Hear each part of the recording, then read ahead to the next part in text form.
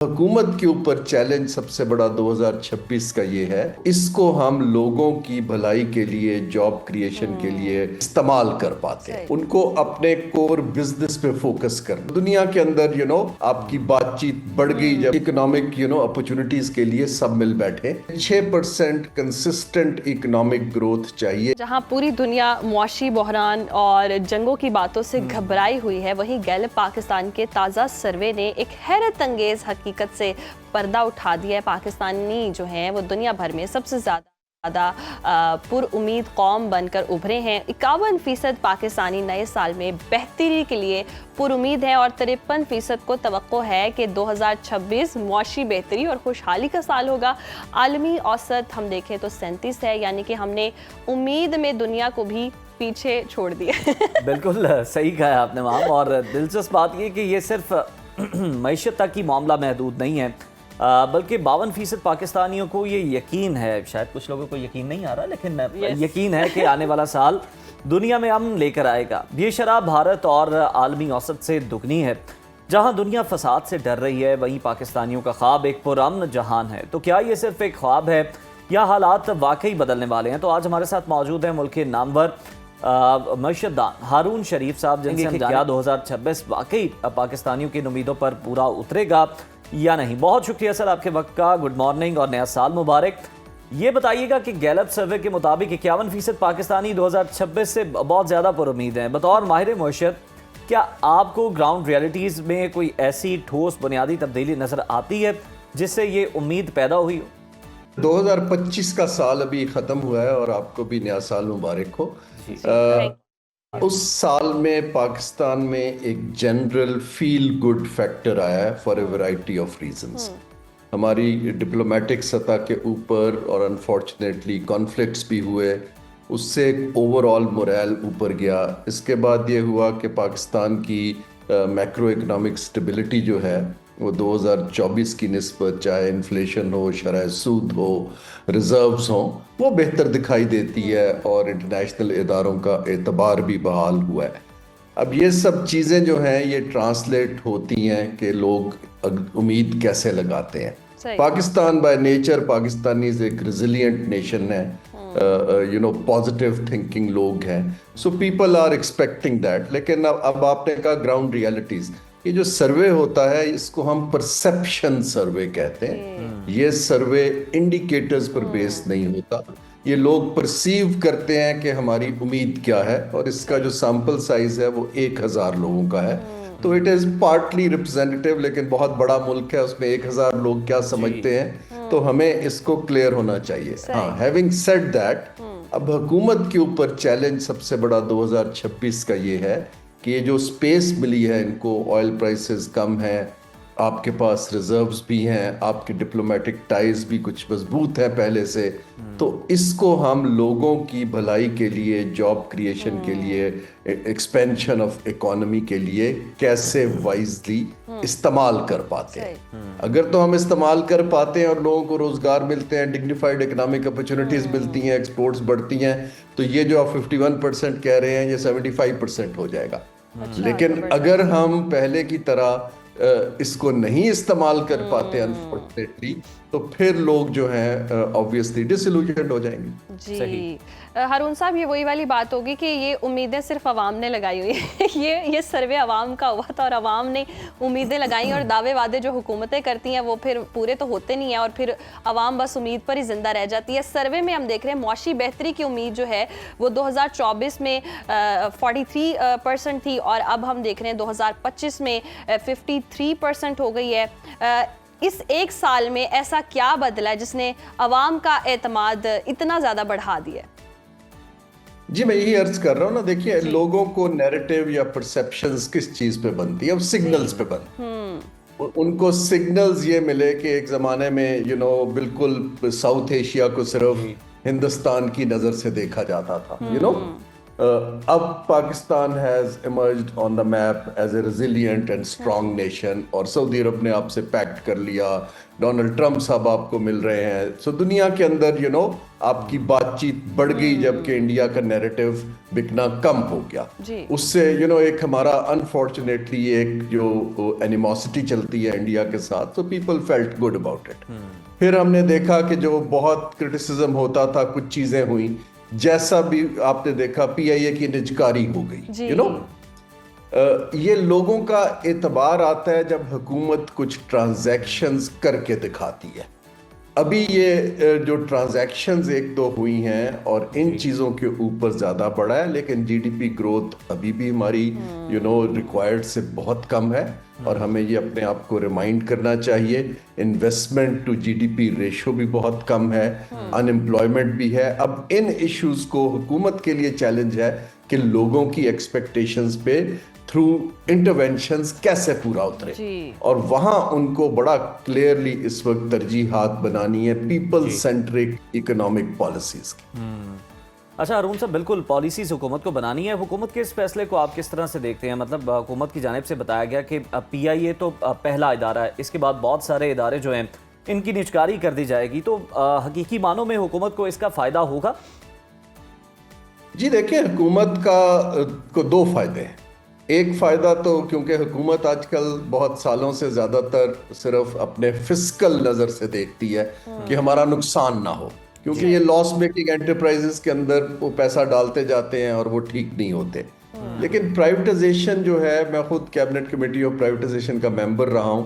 Privatisation جو ہے وہ ایک انسٹرومنٹ ہے کہ حکومت کی کمرشل اینٹیٹیز کو پروفیشنل مینجمنٹ کو ٹرانسفر کیسے کیا جائے. حکومت کو یہ فیصلہ کرنا ہے کہ it's not their business to do commercial business, ان کو اپنے کور بزنس پہ فوکس کرنا ہے. اور اگر وہ اسٹیٹ اونڈ انٹرپرائزز کو بیسٹ پاسبل پروفیشنلز کو, پرائیویٹ سیکٹر مینیجرز کو دے پاتے ہیں, میں ان کو یہ ایڈوائز کروں گا کہ آپ صرف لاس میکنگ کو نہ بیچیں, آپ پروفٹ والی کو بھی بیچیں and get out of it, تاکہ اتنی بڑے چیلنجز ہے پاکستان کے, حکومت should focus on those challenges rather than just running businesses, اگر یہ باہر نکلتے ہیں اور مارکیٹ سپیس کراؤڈ آؤٹ نہیں رہتی, اس کو ہم اکنامکس میں کراؤڈنگ آؤٹ کہتے ہیں, تو مارکیٹ بڑا پازیٹیو رسپانس کرے گی کہ حکومت نے ایک فیصلہ کر لیا کہ ہم سے کمپیٹ نہیں کریں گے بلکہ ہمیں کاروبار کرنے دیں گے. تو یعنی ارون صاحب یہ ایک ضمنی سوال ہے کہ یعنی آپ چاہتے ہیں کہ 100% جو شیئرز ہیں وہ کراؤڈ آؤٹ کر دیے جائیں, یا کچھ حصہ گورنمنٹ اپنے پاس رکھے ان اداروں؟ جی میجورٹی دینے کی ضرورت ہے, وہ گورنمنٹ کی مرضی ہے. اگر ایز این انویسٹر وہ کچھ رکھنا چاہتے ہیں دیٹس فیئر, لیکن آپ کے پاس کنٹرولنگ شیئرز نہیں ہونے چاہیے, اور آپ کو مینجمنٹ کی مائکرو مینج سے نکل جانا ہے, کیونکہ آپ کا وہ کام نہیں ہے. Give it to the people جن کو یہ کام کرنا آتا ہے, اور پیسے کمانے سے زیادہ find the best possible manager, تاکہ لوگوں کو نظر آئے کہ ایک کمپنی حکومت سے نکل کے بہتر چل رہی ہے. لیکن اگر جیسے ہم 2026 کی بات کریں اور دیکھیں, پہلی خوشخبری تو یہ آئی ہے کہ جی پیٹرولیم مصنوعات کی قیمتوں میں کمی کر دی گئی ہے, تو 2026 میں عوام کے لیے کتنی آسانی ہے, کوئی ایسی پالیسی بنا پائے گی حکومت کہ مہنگائی میں کمی ہو سکے, الٹیمیٹلی عوام کو کوئی ریلیف مل سکے؟ جی یہ دو چیزیں ہیں. دیکھیں, حکومت کا ایک طرف تو کام ہے ریلیف دینا, جیسے آپ نے یوٹیلیٹی بلز کے اندر کمی کر دی, عالمی منڈی میں پیٹرول کی قیمتیں کم ہوئی تو ہم نے یہاں پاس آن کر دیا. لیکن اصل کام حکومت کا ریلیف جو ہے وہ ٹیمپرری ہوتی ہے. اصل کام حکومت کا ہے کہ لوگوں کے لیے اکنامک اپرچونٹیز نکالنا, اور وہ پالیسی کی انٹرونشن سے اور اپنا فوکس, جیسے میں نے عرض کیا, پیپل سینٹرک کرنے سے آتی ہیں کہ لوگوں کو قرض ٹائملی مل رہا ہو کاروبار کرنے کے لیے, پرائیویٹ سیکٹر سے لوگوں کی سکلز امپروو ہو رہی ہوں, لوگوں کو مارکیٹ ایکسیس دی جا رہی ہو, ٹیکنالوجی کو یوز کر کے کٹنگ ایج انفارمیشن دی جا رہی ہو کہ آپ یہ سٹارٹ اپ کر سکتے ہیں, رسک اور ریسرچ کا پیسہ ہو. جب آپ یہ کرتے ہیں تو اپرچونٹی کریٹ ہوتی ہے. ابھی ہم صرف کیش ٹرانسفرز کر رہے ہیں, ان کی کنزمپشن کو بہتر کرنے کے لیے کام کر رہے ہیں, لیکن وہ کام اگر خدا نہ خواستہ کل کو تیل کی قیمت بڑھ جاتی ہے تو وہ کشن نکل جائے گا. اس وقت ضرورت اس امر کی ہے کہ آپ ایسی پالیسیز امیڈیٹلی لانچ کریں کہ لوگوں کے لیے اکنامک اور جاب اپرچونٹیز کریٹ کریں. ہارون صاحب اس کے علاوہ یہ بھی بتائیے گا سر، آج کے دن تو ہم یہ ڈسکس نہیں کرنا چاہ رہے لیکن پھر بھی مجبوری ہے، زمینی حقائق ہیں سامنے رکھنے.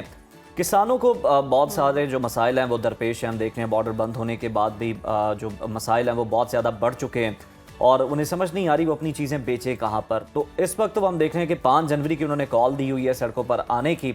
مسائل کیا ہیں، کس طرح ان کے مسائل جو ہیں کسانوں کے، فارمرز کے، ان کو ایڈریس کیا جا سکتا ہے؟ جی دیکھیے، پہلی بات تو یہ ہے کہ آپ کو اپنی ترجیحات بنانی ہے. اگر زراعت ہماری ترجیح ہے تو پھر حکومت کوئی مشینری کو زراعت کو فیسیلیٹیٹ کرنے کے لیے فارمرز اور جو پروڈیوسرز ہیں ان کے ساتھ بیٹھ کے چینجز کرنی پڑیں گی، ایز آف ڈوئنگ بزنس کی، مارکیٹ ایکسیس کی. ان کو زرعی ترقیاتی بینک کب کا بند پڑا ہے ان کو فائنینسنگ دینے کی، ان کے لیے اچھے بیج اور اچھی چیزوں کی ریسرچ کی، اور سب سے زیادہ جو مارکیٹ میکنزم ہے، مڈل مین ان کا پیسہ کھا جاتے ہیں، اس کو بہتر کرنے کی. اب یہ ٹیکنیکلی 18th امینڈمنٹ میں صوبوں کا سبجیکٹ ہے، فیڈرل گورنمنٹ کا نہیں ہے. صوبوں کو یہ صلاحیت پیدا کرنی ہے کہ زراعت کو کس طرح انہوں نے آگے لے جانا ہے.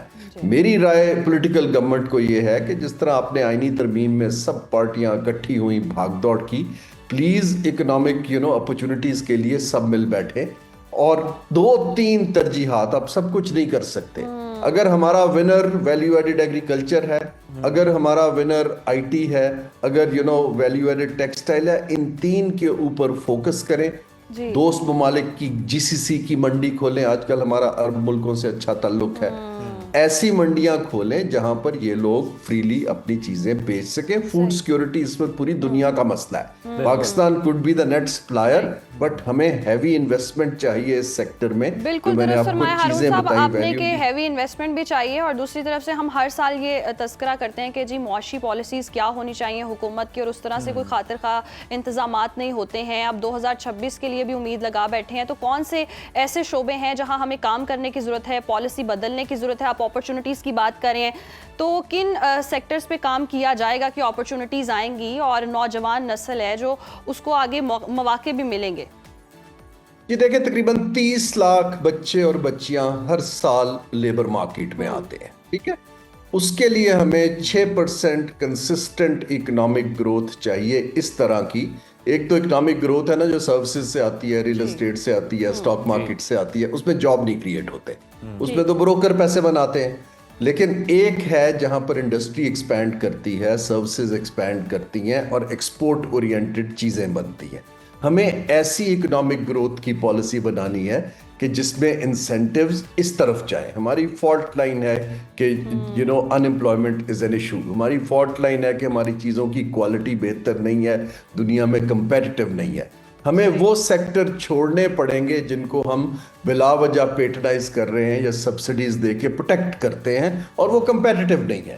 جہاں ہماری کمپیٹیٹیو ایڈوانٹیج ہے، زراعت ہے، ٹیکسٹائل ہے، ٹیکنالوجی ہے، یہ انفارمیشن، آئی تھنک ہمیں اس کے پیچھے کھڑا ہونا ہے. اب پالیسی بنانے کے لیے بیوروکریسی کے اندر صلاحیت بہت کم ہے.